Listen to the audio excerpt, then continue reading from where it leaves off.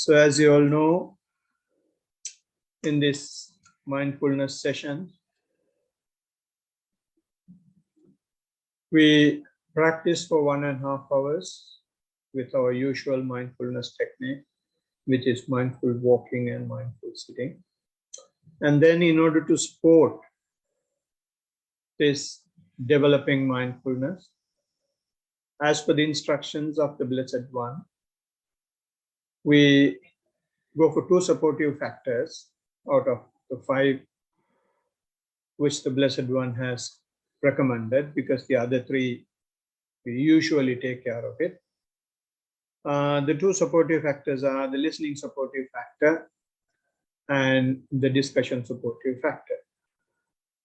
So for the listening supportive factor, we have been discussing the 4 foundations of mindfulness for some time now. And in that discourse, we have come a long way. We have discussed how to be mindful of the body, discussed how to be mindful of the feelings, and discussed what the Blessed One has said about being mindful of our own mind and its facets and different shades. And then we have come to the nature of living being. And now we are discussing how to be mindful of the nature. And in that, there are 1, 2, 3, 4, 5 sections. Of the 5, we are discussing the second one, which we call the clinging aggregates. So of the clinging aggregates, we have discussed 4 of them. There are 5 altogether. We discussed 4 of them. The 4 we have discussed are how to be mindful of, or rather than saying how to be mindful of. We have discussed the form aggregate. We have discussed the feeling aggregate. We have discussed the perception aggregate. In the last meeting, we have concluded the discussion of the mental volition aggregate, right? So when you take these 5, the last one is the consciousness, which is the topic today. These 5 aggregates are the subtle layer of body, feeling, and the mind. We have already discussed body, feeling, and mind in the first 3 sections of the 4 foundations of mindfulness. And the same thing is discussed again under nature. And that discussion is going into a subtle layer, a deeper layer of the discussion. So if I just summarize what the clinging aggregate, or the meaning of clinging. The meaning of clinging is holding tight, holding very hard without letting it go, right? And how it happens is, for anything, the nature is having 2 sides, a good side, bad side, liking side, and disliking side, and favorable side, adverse side, agreeable side, disagreeable side, right? And that nature we know as, on the basis of time, it's the present, past, and the future. And on the basis of space, it is the near and far. And also in that you have gross and subtle, and you have fine and coarse, and there is one more which I don't remember. Of these 11 facets, although it is the nature, we don't accept all of them as it is. Our nature is that we take only what we want. We take only what we like. As a result, we go against the nature. Once we go against the nature, In order to hold what we want and what we like and what we agree, we have got to have a struggle. And that is where the clinging comes. And the aggregates means this is a huge mountain. The form, you can't finish naming the forms that you see. And the feelings for each of those forms will be varied. And therefore, it's again another mountain. And the perceptions relating to those things, forms as well as feelings, once again another mountain, right? And to do all that, you will have all sorts of mental volitions ranging from its very, very subtle to a gross layer until it is completed as a conditioned thing. It's again another huge mountain, right? So therefore, the Blessed One says, these are clinging mountains, clinging aggregates. So what he does is, when all these things are put together, there is an animal, there is a living being, there is a human being. But now what he says is, when you take these things separately, where do you find an animal? Where do you find a living being? Where do you find a man? Where do you find a woman? Right. So that is what he is gradually taking us to. And therefore, he's very sarcastically looking at them. He's having a sarcastic condemnation of these 5 aggregates. In the aggregate for form or the discourse of form, he says, form is like a globe of form. When the river is flowing, there will have forms formed in water. So our body is like that, our form is like that, he says. And the feelings is like a water bubble. When the water falls into the river, there will have a bubble and it will just stay for a few seconds and goes away. And he says, perception is like a mirage. You will go behind it and finally you will be fed up with it. And the mental volitions, he says, it's like a banana tree. In a banana tree, unlike other wood, if you chop it up and try to see the core of it, there is no core. So the mental volitions are like that. We are doing a lot of intentional things, but all the intentional things, the end result is nothing. It's just void. It's just empty. And there is no substance. It's not only just mental volitions. It is for all these things. And his condemnation of the consciousness is even funnier. He says it's like a magician. Consciousness is like a magic trick, right? So the today's topic is that one.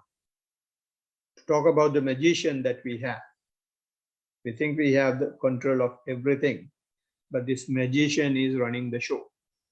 So to explain what consciousness is, I would like to give the Pali term for it, because that gives a proper explanation. Pali term for consciousness is called vijnana, right?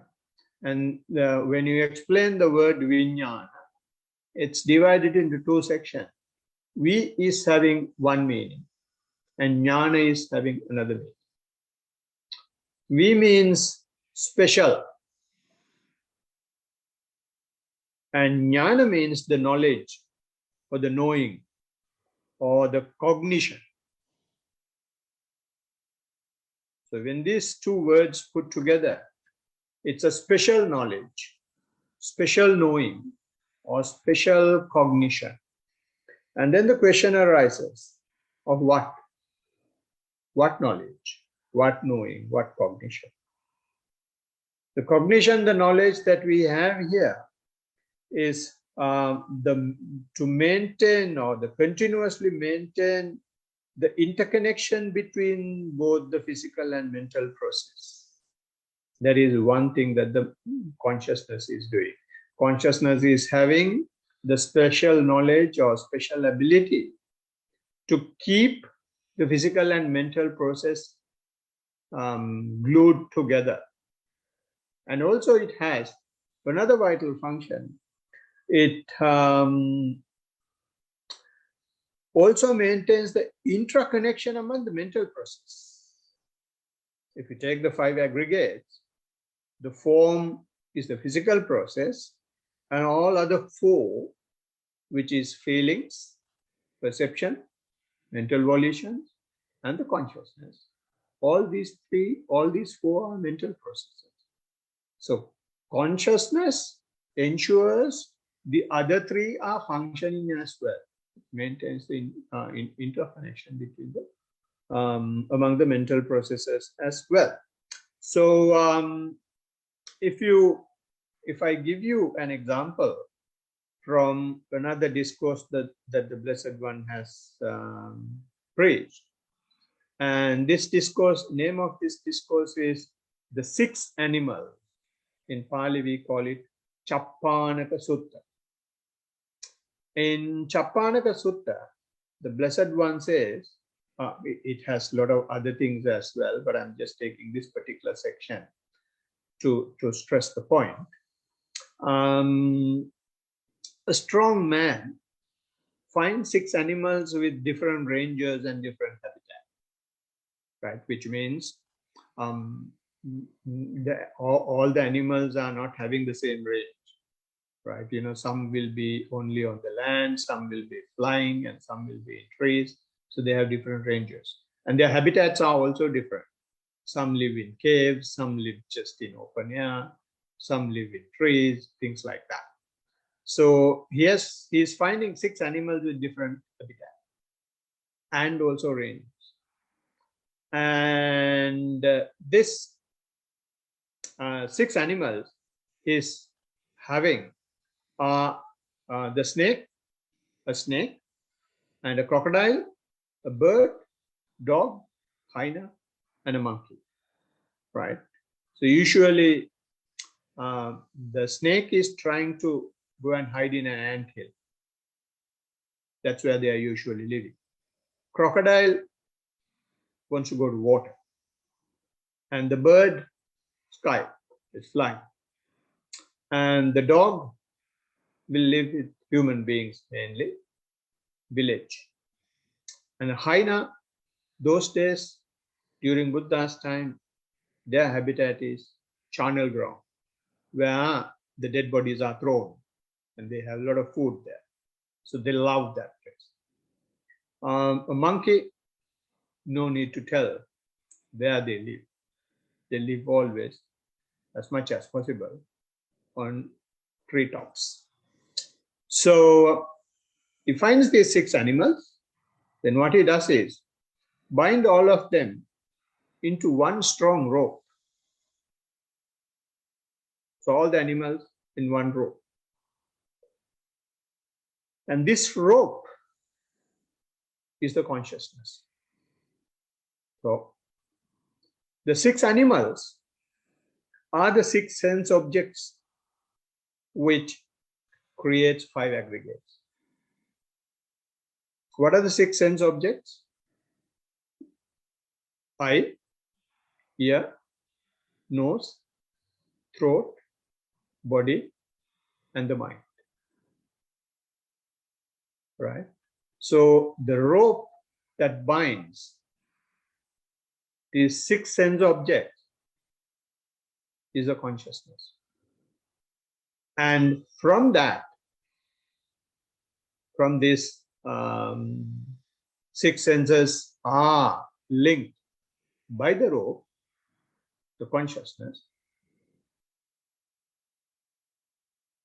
They have different habitats. They have different ranges. I will only take form.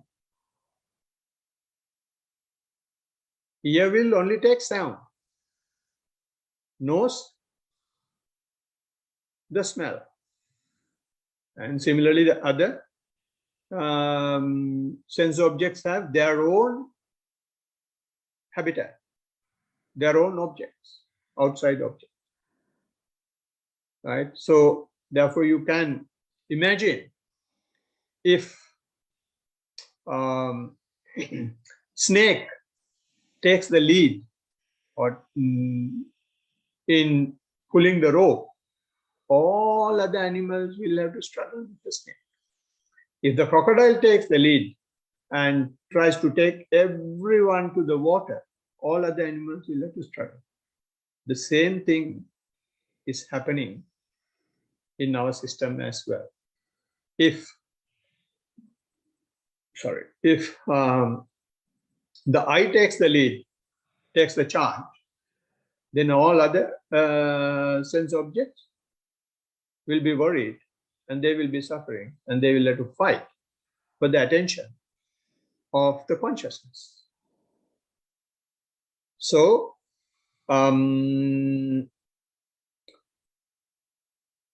when therefore consciousness take one sense object, that whole consciousness belongs to that sense object. Therefore, the Blessed One says, I can't explain what consciousness is in isolation. I will have to explain consciousness relating to one of the sense objects.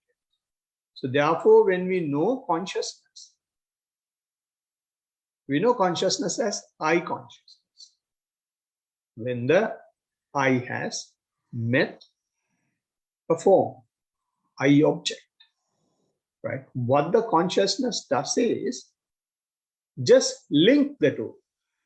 Link the internal faculty with the external object. Link the internal object with the external object. That's all it does. When you see something, there is some energy, there is some way going from your eye to the object you are looking at. And our eye is not having the ability to hear. It doesn't have ear consciousness. It doesn't have smell consciousness. It doesn't have taste consciousness. It doesn't have tactile consciousness. It doesn't have mind consciousness. Eye has only eye consciousness. And similarly, the other faculties. Our ears can't see, can't smell, right? So therefore, the Blessed One says, once consciousness has been taken by one particular faculty, and the consciousness totally become that. So therefore, he says, it will be identified only with one of the faculties. And he is relating to this nature to fire. The reason why he is relating to this to fire is because during Buddha's time, the fire has been created in different ways. So he says, if it is using firewood, you call it firewood fire. And also there has been a system, they lit cow dungs to generate power, or rather fire. And if it is a fire in the forest, he says it's wildfire. And nowadays you can say, if you want, petrol fire, or gas fire, or solar fire, or electrical fire, whatever. Right? So, because that fire is a general thing, no matter how it starts. To identify fire, you will have to see from what it is coming. So therefore, he relates consciousness to fire. And also there is another reason. why it is related to fire. Consciousness, our consciousness, is burning, it's creating friction. That's how we are worn out and burn out, because of the consciousness. Because our attention is grabbing, or rather one faculty is grabbing entire attention, entire consciousness. So the fight of other faculties, or the lack of food for the other faculties, is a burning. So therefore you start feeling it out. So this is why when you do one thing for a long time, you feel tired, right? And because we have our greediness for certain things, we don't care, we just burn out ourselves. But when you become mindful, you start feeling it, you start seeing that, right? When you start seeing that, if you don't really understand that you see this, because you have the ability to see your body and to see your mind, and because you are more and more sensitive. If you don't believe that, if you don't know that, if you don't accept that, then it becomes a problem. But if you accept that this is happening because I'm more sensitive, and that should become a reason to be happy, and not to create a problem out of it. There are people who would like to make money out of it, and it is happening in the world. Right. Anyway, I'm not going into detail of that at this stage. And also, there is another reason why he's relating it to fire. These are not given in the discourse, but these are my explanations and my point of view. The other reason is fire is playing a major role in our existence. In our human body, there is a fire element that is essential for us to survive. That's inside. Even outside, we should have some heat, some fire, without which we can't live. Similarly, consciousness. We can't live without consciousness. Right? So therefore, there is a very great relationship between fire and consciousness. Lord Buddha being the knower of the world, he finds the best examples, best similes to explain things. So this is how, therefore, we can identify consciousness. And the bottom line is, you can't identify consciousness separately. It is always associated with something. So therefore, it becomes eye consciousness, ear consciousness, etc. Now, I would like to pose a question like this. We here in Pali, the consciousness Pali term is vinyana. And also there is some people call this vinyana or consciousness as the mind, right? In Pali, the term word mind means chitta. So this therefore there is a confusion when some people say consciousness is mind. There is a confusion. Is consciousness really the mind? Of course, it is a part of the mental process. But is it the one that the Blessed One has as the mind? Right? Or is chitta or the mind is consciousness? Or is consciousness is mind or chitta?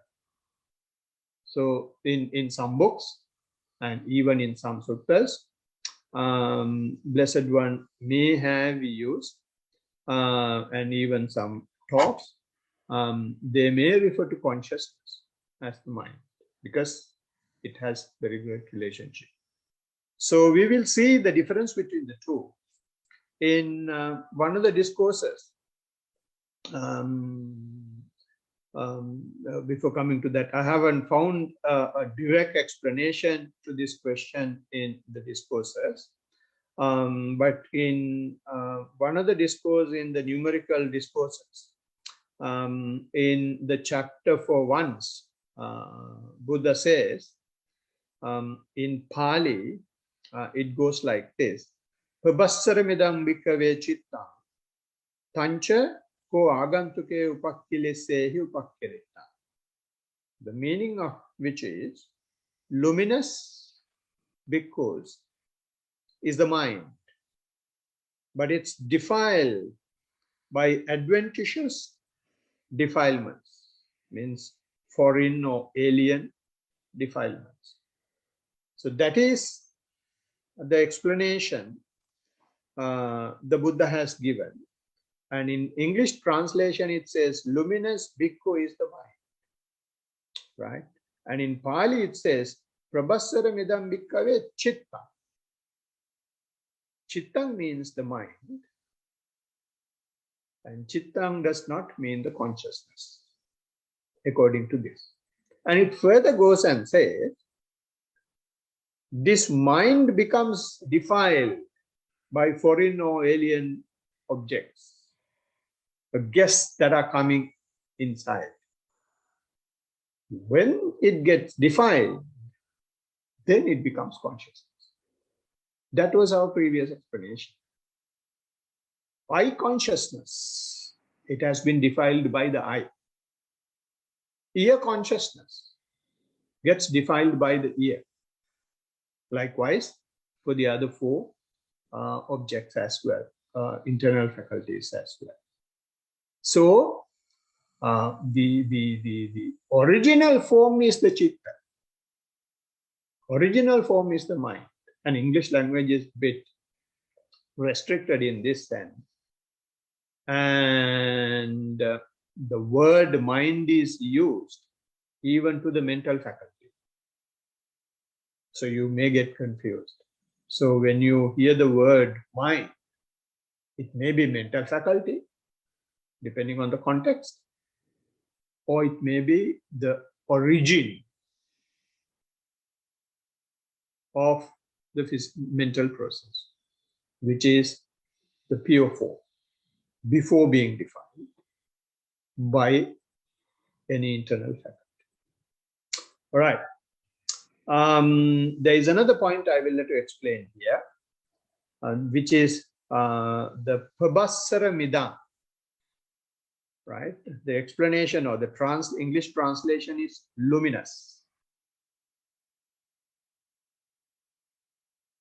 But this has been challenged by a Buddhist professor who subsequently became a very famous monk in Sri Lanka, whose name is, who is already deceased, passed away, whose name is Venerable Katupurunde Jnanananda. He says, Prabhassara midam, Prabhassara, yes, one meaning of Prabhassara is luminous, agreed. He says there is another meaning. That meaning is Prabhava. Prabhava means the origin. Right? So therefore, when you take the word Prabhassara, there are two meanings. It is origin and luminous. So at the origin of anything, as we know, as possibly Einstein said, E is equal mc squared. At the origin, everything is energy, which the Buddha said at the very beginning. Everything is, he says in Dhammapada, the first verse is, mind precedes everything. That basic energy precedes everything. And it is the greatest. So, that origin, which is energy, not converted to anything, is the real meaning according to Venerable Jnana. And that energy may be luminous. May be luminous. And he's explaining this, taking another discourse, which is available in Tripitaka, and that discourse is Malukya Putta. And in Malukya Putta discourse, he is saying, he is showing how this gets defiled, how this origin, how this basic energy gets defined. And Malukya Putta is an old monk like me. And he has ordained late in life. And once he has gone to the Blessed One and begged him, Venerable Sir, please give me an object of meditation. I will try my level best and reach fully enlightenment. Blessed One blasted him. You old hagger comes here and asking meditation objects. I have given hundreds and hundreds. And if I will have to give each and every one object, so many, when young people come, what do I do? But he insists. And then after the third request, Blessed One doesn't let it go. He helps. So he is asking a question from Venerable Malukya Putta. He is taking the eye and is asking if there is something which you have never seen, which you are not seeing at the moment, and which you will not see in the future, will that lead to any desire or passion or love? Then Venerable Malukya Putta says, it's very obvious. And if I am not seeing it now, if I won't see it in the future, and if I haven't seen in the past, then how can there be any desire or passion or love for something like that? Then he's asking the same question for ear, nose, tongue, body, and the mind.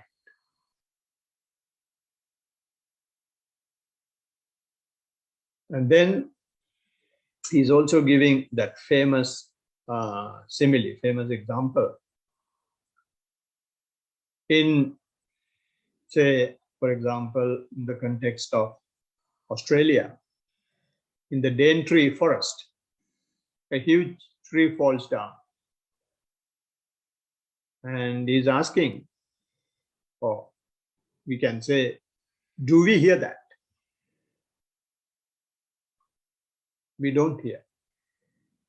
The reason is not that we don't have ear, not that our ear is not functioning well, not that we are deaf, not that a tree has not fallen, tree has fallen as well. Not that there was no sound from the tree, there was a sound as well when it fell down. But these two were not connected, these two were not linked. So therefore, since it was not linked, that energy was not created. The origin did not turn into something. By turning that into something, when these two meet, then that origin gets defiled. So therefore, you will see that the consciousness is that ability or the nature or the energy or the power that connects the internal faculty with an external object. If that does not happen, no matter the number of forms we have in the universe, no matter the number of sounds we have in the universe, no matter number of aromas we have, tastes, tactile sensations, and the thinking that we have, nothing will arise unless it meets, the two objects meet. And there is an ability to do that within us. There is an energy within us to do that. That there is a power within us to do that.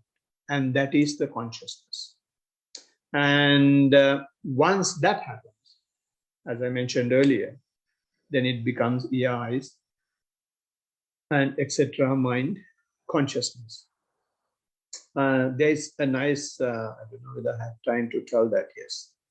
There is a very good story about this in one of the previous lives of the Buddha, right? And it goes to the luminous side of the mind. During one of the previous lives, when Blessed One was a merchant, selling what you call, say for example, fancy goods, this fancy necklaces and bangles, trinkets and things like that. When he was going on the street to sell, there was another merchant selling the same thing. And then they two discussed and apportioned the area they are trying to trade. And he said, okay, you go from this street to that street, and I will go from this street to that street. Say one person will be taking Ellen Grove area, and another person the other person will be taking Forest Lake area, something like that. And then when, not the Blessed One, the other merchant was selling, when he was shouting, there was a decaying family. They have been very rich some time back, but all the males of the family have died, the females have died, and all left was an old grandmother and an unmarried woman. So when this merchant was shouting, this girl has started saying, "Grandma, grandma, I would like to have a bangle." Then this woman has said, "We hardly find something to eat. Don't talk about nonsense. We can't afford those things. You know the way we are living." But this girl was insisting. And then she said, "Give something in our kitchen. There are so many pots and pans that we are not using. Just give one of them and ask." Then they have taken one bowl, which the chief of the household, the rich merchant, has used those days, which is not being used by anyone at the moment, and given to the merchant and asked whether he will be able to take that and give something to this crying woman, young woman. He has checked it, and it has been quite heavy. So he had taken a needle and drawn a line on the backside. And then he has thrown it to the ground, saying, "This is useless. This doesn't worth even 50 cents.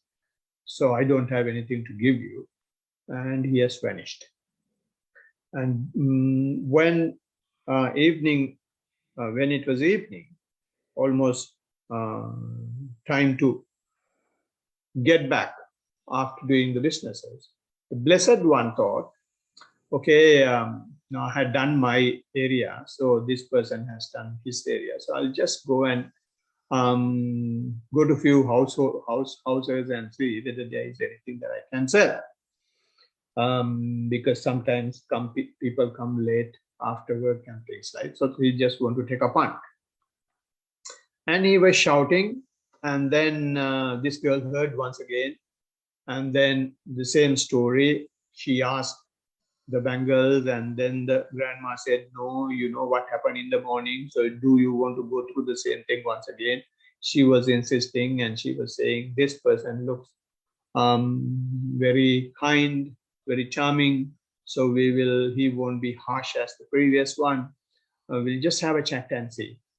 Then grandma called him and asked him to sit down and gave the plate, bowl, and asked whether he will be able to give something to this woman.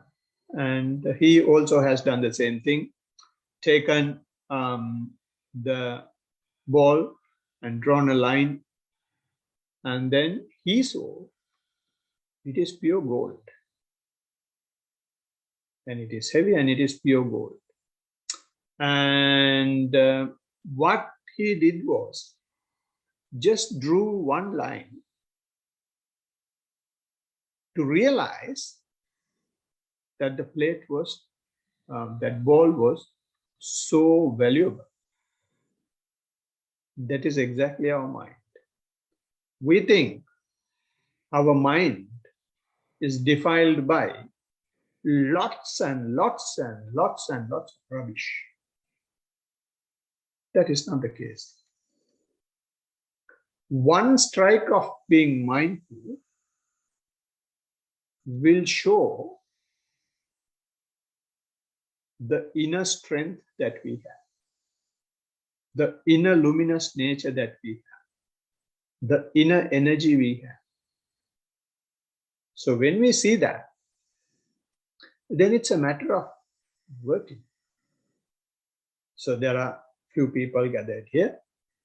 So with the practice, some have been practicing for some time and others joined recently, but they continue. The reason is they have seen that, they have drawn that, they have used the needle to draw that line. They have seen that we can do something here. There is something that we haven't seen, but it is within us. We can take it out. So although that story goes far beyond, so it's exactly how our minds as well. It is to get rid of the defilements. It is not necessary to do all sorts of perfections. People say you will have to do all the perfections, and once you have all the perfections, and when a Buddha is there, and when you know all the discourses, and when you know Pali, when you know Abhidhamma, then you can start practice. What a rubbish. We have done our perfections already. Otherwise, number one, we will not be born as a human being. Number two, after being born as a human being, we will not have the opportunity to get this message from the Buddha. Number three, after listening to the message, we have an opportunity to practice as well with all these COVIDs and the challenges we have, household challenges we have. We have the opportunity. So why are we waiting for any more perfections? This is the perfect time. Now is the time. Now is the perfect time. This is why the Buddha said, Raya is the appearance of the Buddha. That's the first one. Raya is having a human life. So we have the second rarest thing. And even of that, we have come to that elite group of practicing. And if we practice, therefore, hard enough, continuous enough, consistent enough, with a timetable, with sufficient discussion, then it is not difficult to go to that origin energy. I'm sorry, I'm sorry. It is not origin energy. That origin, which is the energy, right? So therefore, it is not necessary for us to learn physics. It is not necessary for us to learn science. It is not necessary for us to learn maths. Physics is ourselves. Without a PhD, without a degree coming down, without going to high school, without going to even primary school, without going to school at all, during Buddha's time, people who are carrying Suraj became great arahants. People who have been tied onto corpses were great arahants. People who were just slaves in rich people's house, after listening to Buddha, they reached this great energy. So we are in much more better position to work hard. So with that encouragement, I think I have done some justice to explain what consciousness is. This is just the beginning. We may have few more sessions in coming weeks to explain it further. Consciousness, if you really want to teach consciousness in its most supreme form, we have got to be an arahant, which I am not. So I tried my level best to do the justice. Hope you have therefore been able to gather something from what I explained. May you be well, happy and peaceful. Have the blessings of the triple gem all the time. So in the next, we will see what role this plays in dependent origination and the tricks of the magician and the relevance to our practice. Thank you very much for listening. Now we can enter the discussion. Just give me a second. I get some water. Thank you.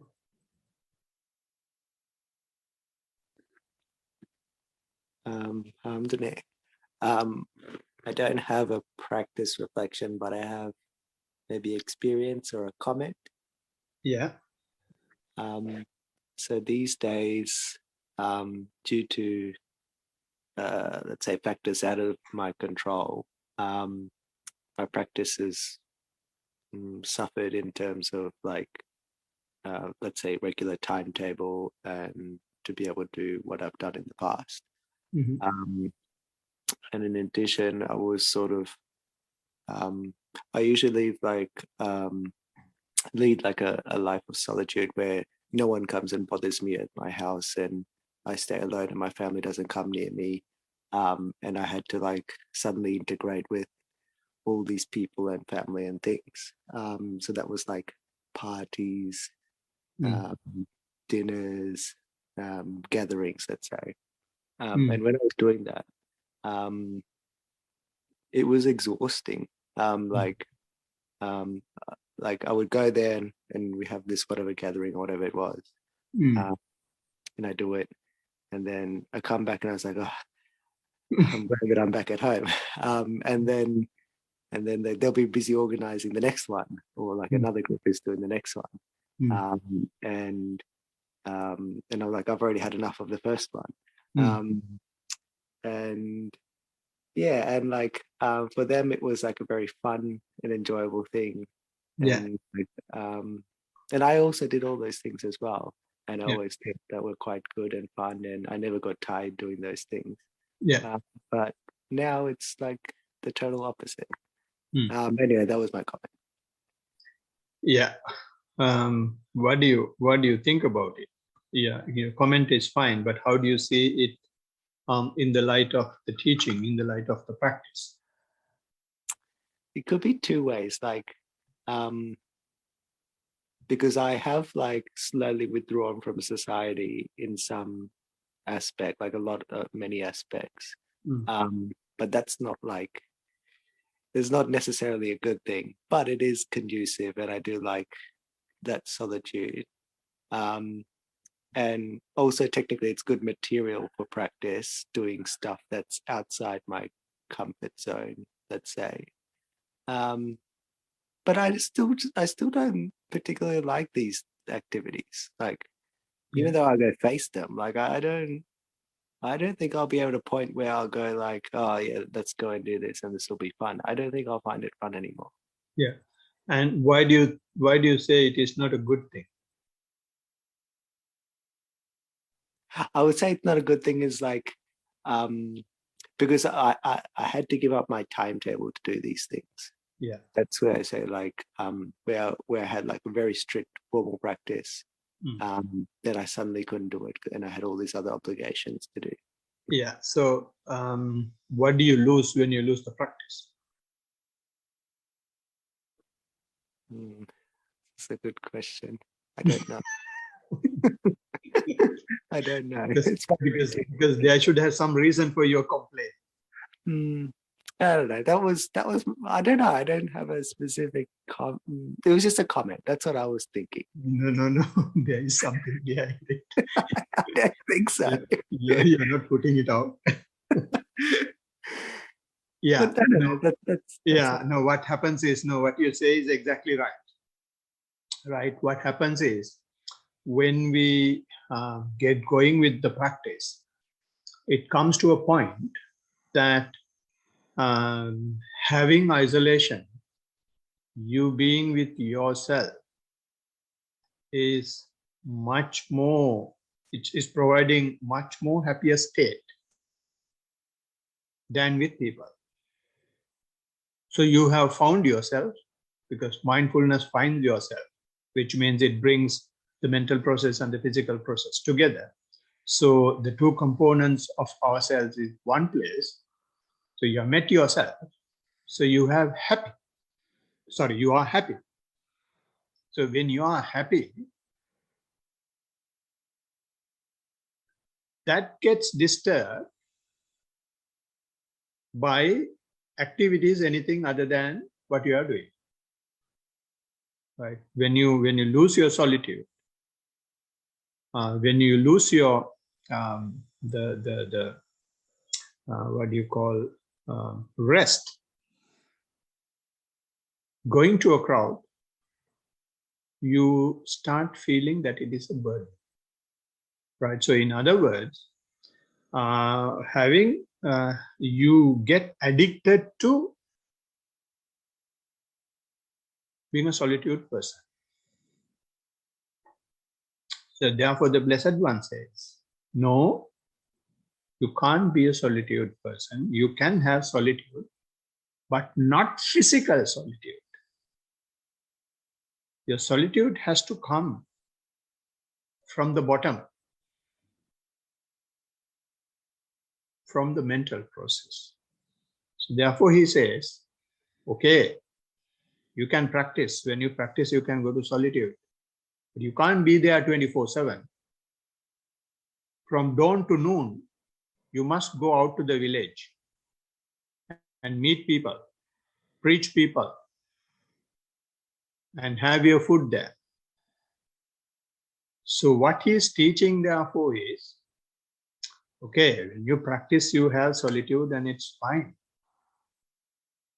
But he's also showing there is another aspect called, this is called Panidaya Bhavana, which means you practice with an object when everything is going perfect. You have a nice song.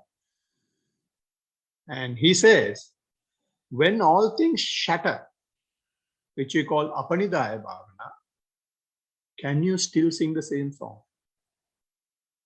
Can you be still happy as before? That was the difference of the Buddha's teaching.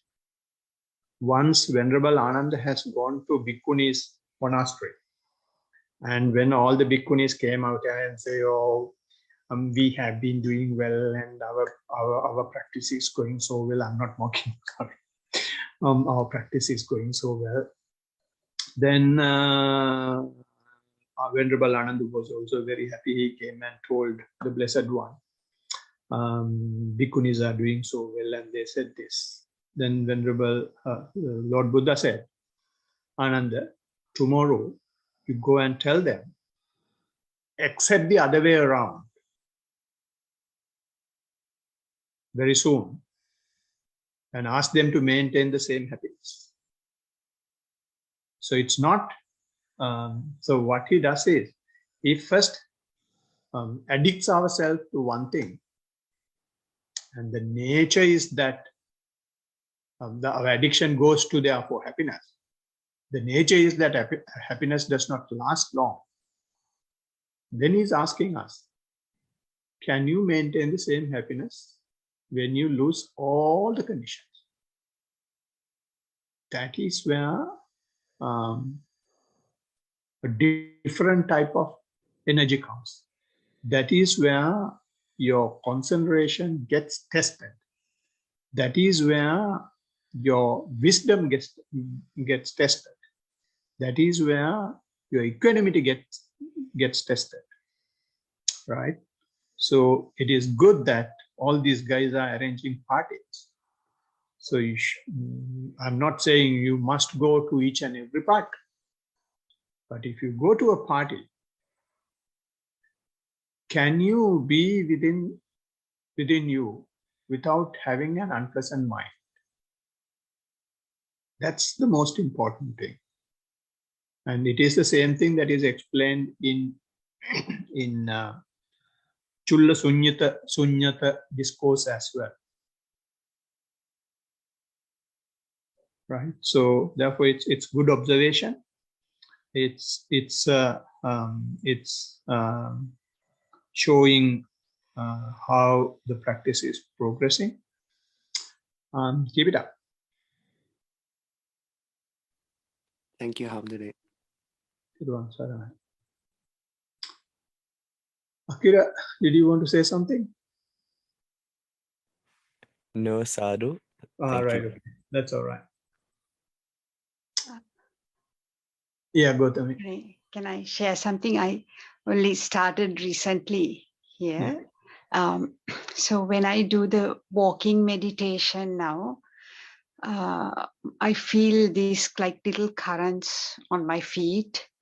And as it goes on, I can feel it in my calf.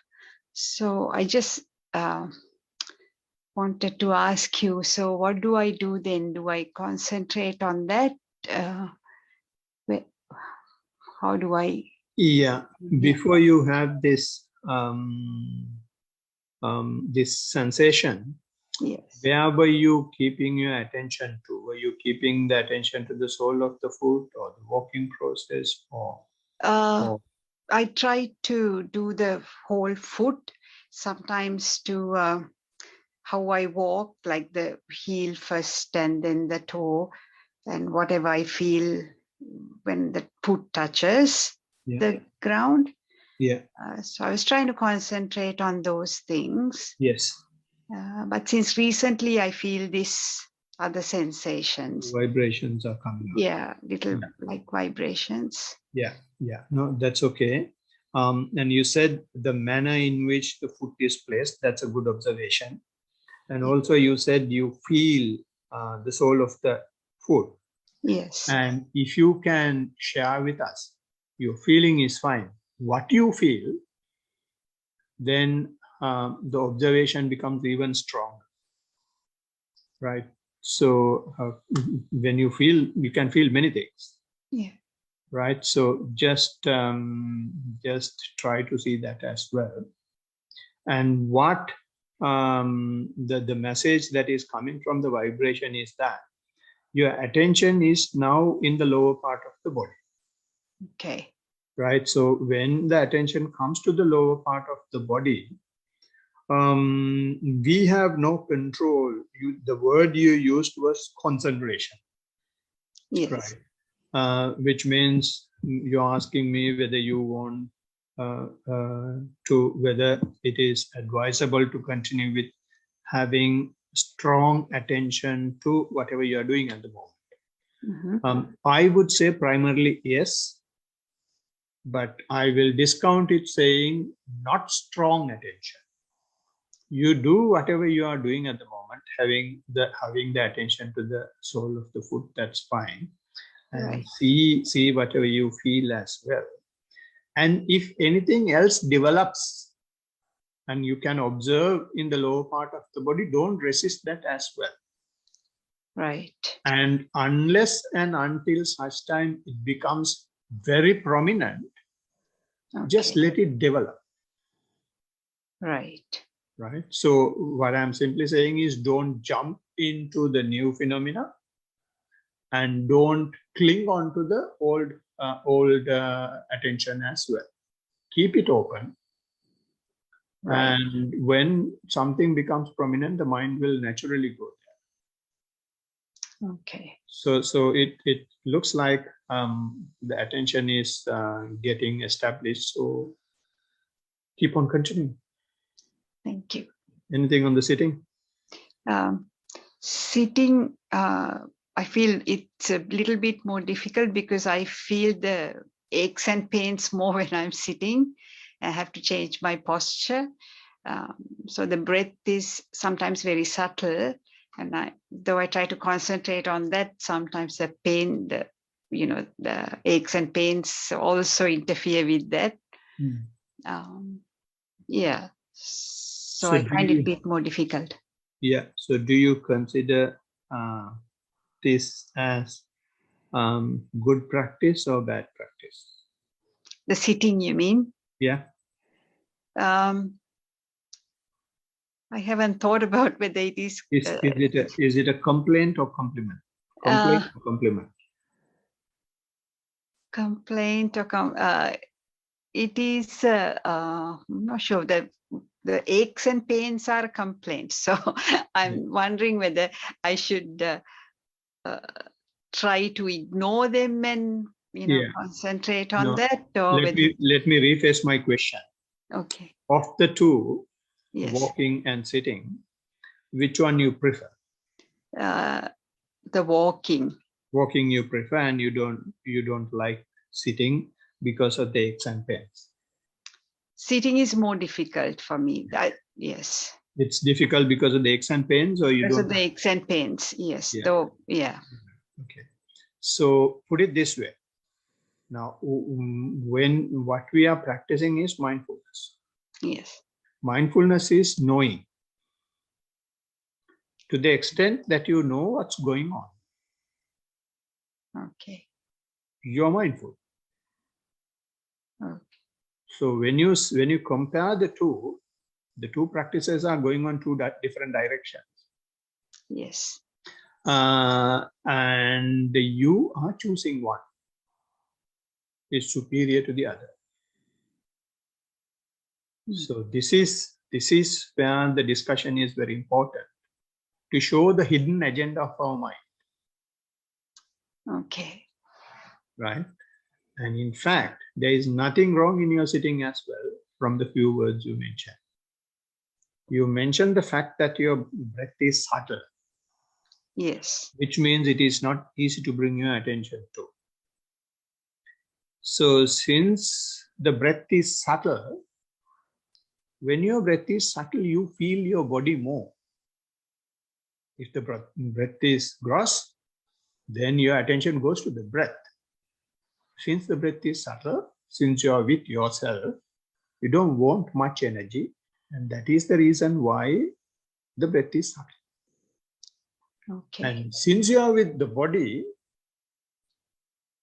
is all the time having aches and pains.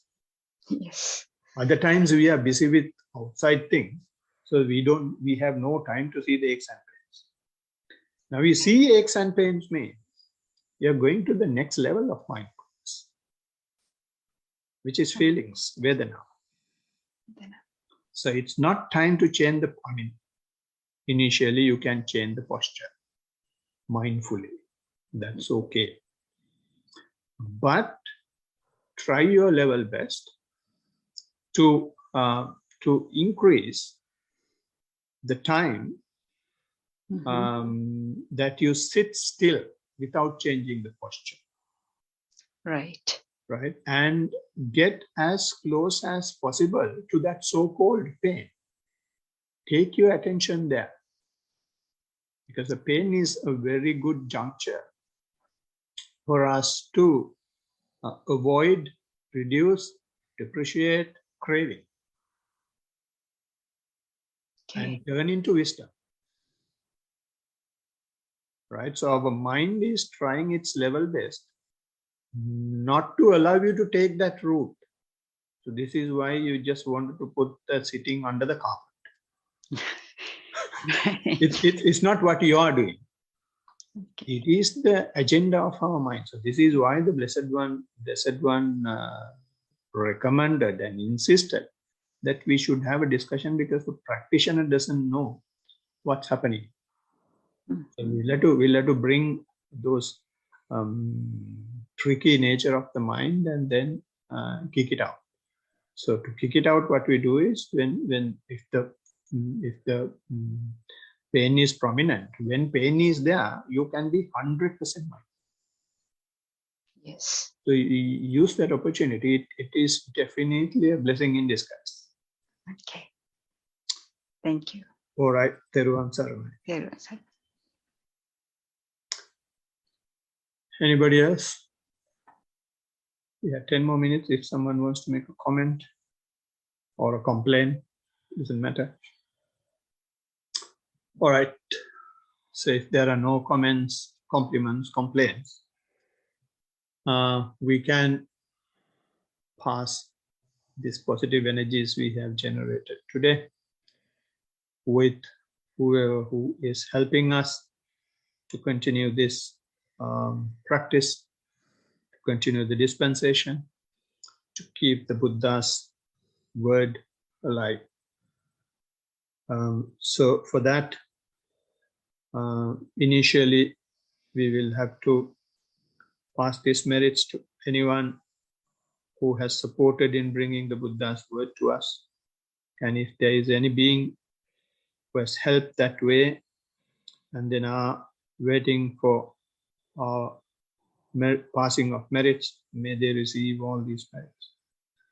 And to all our teachers and whoever who is looking after them, to the monks in the temple and whoever who is looking after them, and all those who take time and energy to organize these events, and whoever who is helping in our household, maybe parents, maybe children, maybe spouses, to continue this practice every week.